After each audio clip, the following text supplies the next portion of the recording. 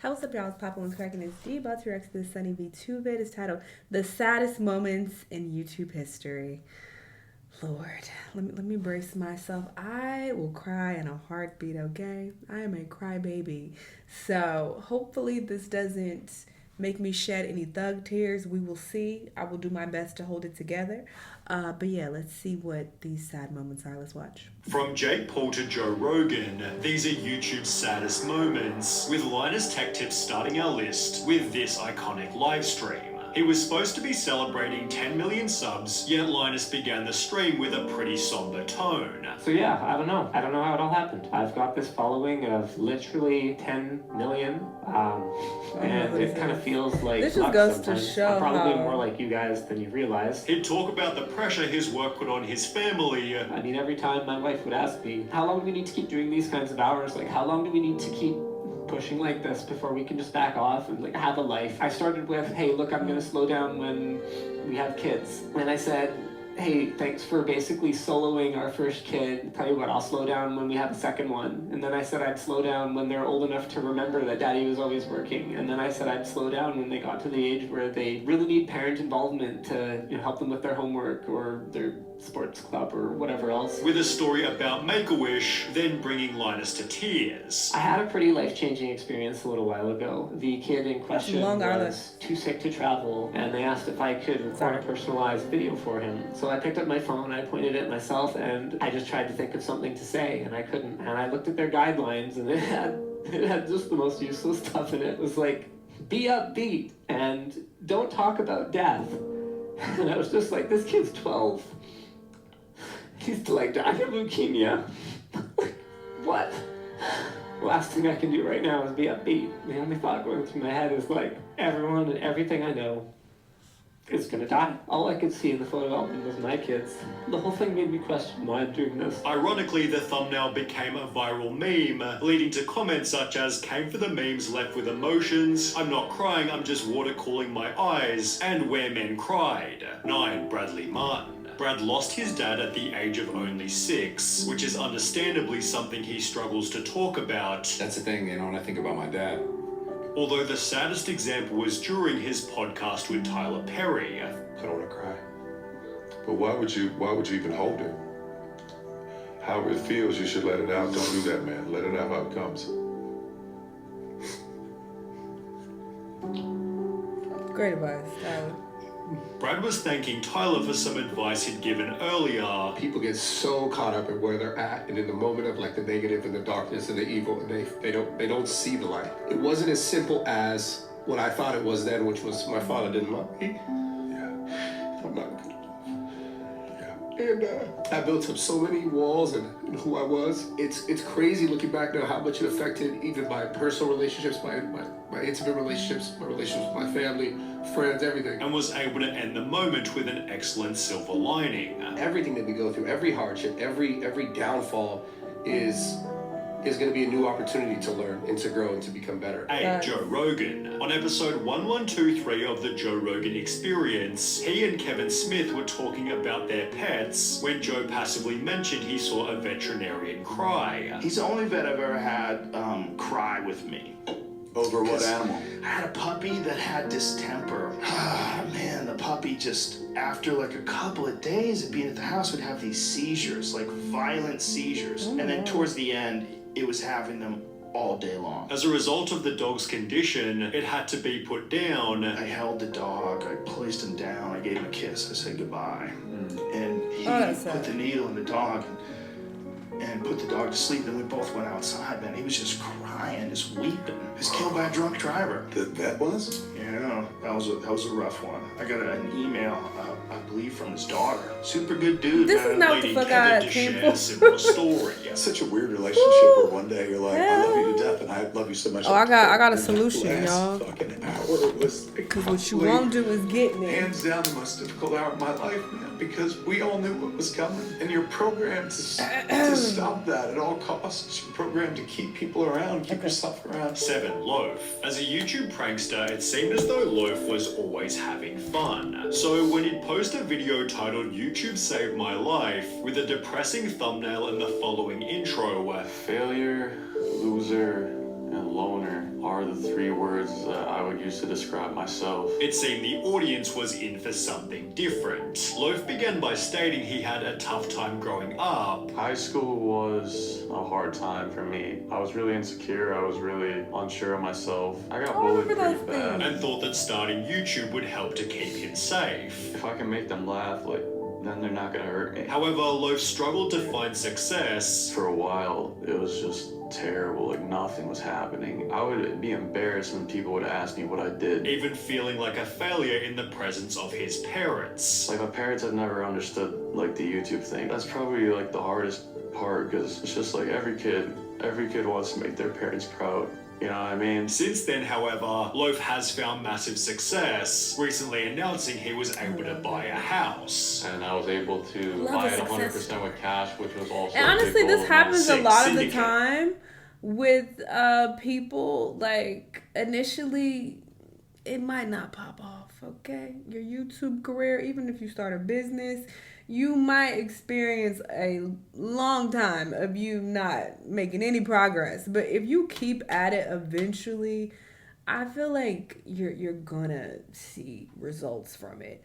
People usually fail because they quit. But if you keep going, like, you're gonna eventually have some success. Not saying you're gonna take off and be the next Mr. Beast. You might not be, all right?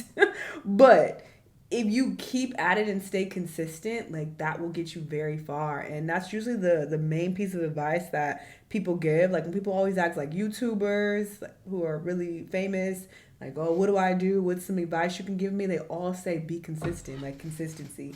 That's the best piece of advice. So just hearing him say that, it reminded me of that. Because he's saying, like, at first nothing was happening for the longest. He wasn't making no progress. And now look at him. Similar to Linus, Syndicate was part of the Make-A-Wish program, being chosen by a kid named Alec for them to spend a day together. This resulted in a video titled Making His Wish Come True, in which they flew in a helicopter and became extremely close. Did you enjoy the helicopter ride then? Syndicate inspired Alec to open his own channel. Hi everybody, thank you so much. We're over 200 subscribers already. That's pretty crazy. However, just 43 days later, Syndicate made a tragic announcement. They gave me permission to go to let you guys know.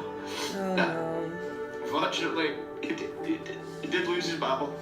And, you know, now he's in a better place because he really wasn't in a good spot. So, like, thank you so much. 5. Cenat. Kai was trying to become Twitch's most subscribed streamer, setting a goal of 80,000 Oh yeah, he cried. I think I cried when I saw this. When he reached the milestone in late 2022, he almost couldn't handle it. 80,000 is crazy. No, maybe I didn't see this. I don't remember this.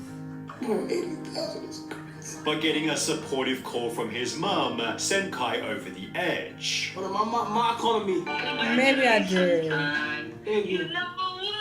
I mean, we watching. I'm so proud of you. Everybody, babe, I love you so much. Babe, I'm so proud of you. You're number one. And you're my son. And I'm so happy to be your mom. And I just want to let the world know that you've been working hard like this for a long time. So everybody now knows. You're just finding out. My son works hard. He's a grinder every day, every night. You're number one and you're my son, and I'm proud to be your mum. Man, straight tears right there. 4. Matthew Santoro. Nicole. Why did I watch this fucking video? Why did I do this? It also makes me cry too, just seeing how far Kai has come. Like, it's so dope. I love that for him so much. Whole Arbor was his girlfriend, and they seemed like a healthy YouTube couple. However, 4 months after separating, Matthew uploaded a video titled My Abuse Story. It's not something people ever talk about, but I feel compelled to because I was in an abusive relationship. He began by explaining that Nicole was very controlling. This individual that I was with was extremely jealous. I had to cut every female out of my life, out of social media, delete every number out of my phone. Before adding he'd been hit by her in the middle of an argument. This person prevented me from leaving their home. Why is he familiar? Have I reacted to this? I've seen his face before and hers.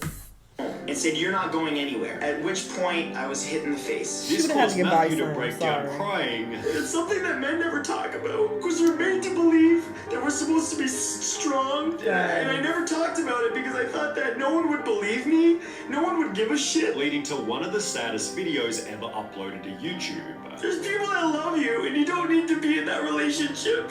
You don't need to be with someone that hates you and uses you and manipulates you to do everything that they want. 3. Jake Paul. In late 2019, Jake announced he was basically quitting YouTube to train for a boxing match scheduled against Addison Gibb. The fight became his sole focus for almost half a year, and while he would eventually win, Jake revealed on Logan's podcast his life felt meaningless after.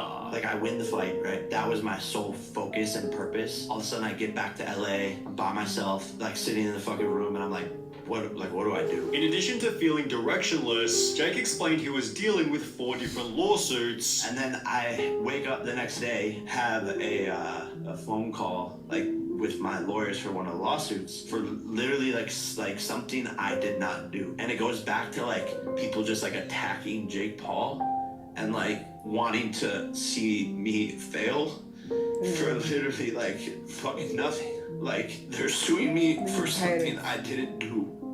Like I'm God. And then you're good. Take a break. Take a break. Yeah, take a breather. We can sit for a second. Which consumed not only his life but his family's as well. My mom is like spending hours of her day when she's retired. She's in Hawaii, and they're like, "Yo, your son has to pay this." Like, it just like so stupid. 2. DanTDM. Dan's dog Ellie was a staple in his videos ever since he got her back in 2013. She helped Dan film reaction videos, fashion shows, and even Minecraft content, stealing the hearts of up to 30 million viewers. So when he'd upload a video titled Goodbye Ellie, Dan and his audience were totally devastated. Yesterday, unfortunately, Ellie died. It explained exactly how Ellie passed. Stings even more because she went in for an infected tooth, so she had to go in for an operation, and she just didn't wake up. Just before we got the phone call that happened, we were already planning like how we're going to work out picking her up when her operation is finished, and then you just get hit with that. Calling the loss one of his most difficult challenges. I know it's a dog, but it's a member of our family, and I'm very lucky. I haven't had a lot of loss in my life, so this is probably the one that's been the hardest. Like, my heart literally hurts. 1. Theo Von and Strickland. There's been many a sad moment on Theo Von's podcast. Oh yeah, dude. We cry on here every week. Sorry, dude. That's beautiful. Yet few compare to episode number 476. Oh, I saw this. It made me cry. I was watching this in the gym. I was on the treadmill. Waterworks. I was so irritated because people are walking by me and looking like, is this bitch okay? Like I feel like they were hesitant, like, should go say something, but I'm just like, no, I'm good. I'm watching something. I don't want to see this again. But I feel like since I already saw it, maybe it won't affect me as much. But I definitely cried watching this. This was not that long ago either, maybe a few months ago. Theo and Sean began discussing their childhoods. I used to always sleep in my mom's room because I thought my dad was gonna kill my mom. So like I would like sleep by the door. I'd sleep to make sure she was all right. Yeah, I'd sleep under the bed. You know, I'd sleep by the door. Yet Sean couldn't finish his story as it was simply too traumatic. I remember I stopped believing in God, man. Like I had fucking yeah, it's crazy, dude. Yeah, he was trying so hard not to cry. This I'm guy. sorry, bud. So, I'm sorry, buddy. That's all good, dude. We don't have to talk, man. I can just sit here with you for a minute. I can just sit here. We can just sit here. It's all good. You take a second, just process it. Leading Theo to comfort him by offering his own story. I remember being so scared when I was a kid. Like I was saying, like I remember hearing that like animal pizza when another animal wouldn't come. So I would stand up on my bed at night and I would pee around my bed in a circle because I was afraid of it. Who were you afraid of? Like any particular? Just everything. Peeing around your bed is wild. Everything.